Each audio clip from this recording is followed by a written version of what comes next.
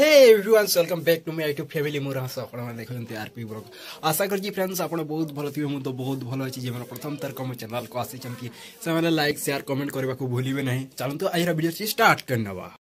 तो देखंतु एबे मन वर्तमान देखंतु चकुली पिठा अछि तो मोर ब्रेकफास्ट আজি माने चकुली पिठा अछि एवं चा अछि तो देखि परथेबे काली चकुली पिठा काली कहीं काली मानवसा गुरुवार से चकुली पिठा होइतिला समय होछि नटा किंतु ए पर्यंत शीत जाउनी माने बहुत प्रबल शीत करछि आज राति पने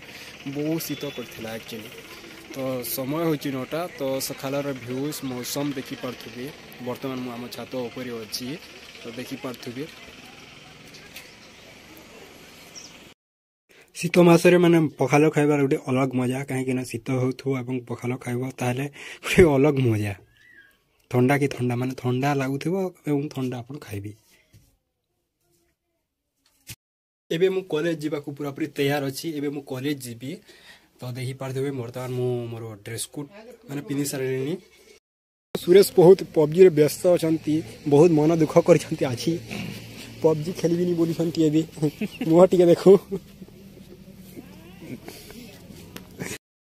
वर्तमान मु कॉलेज रे एबे आसीची देखि पारथबे वर्तमान तो एबे वर्तमान मु भात खाउची भात रे आपण देखिबे भात अछि तरकारी अछि एवं छोट छोट माछ अछि जाहा को एबे वर्तमान मु खाइबी।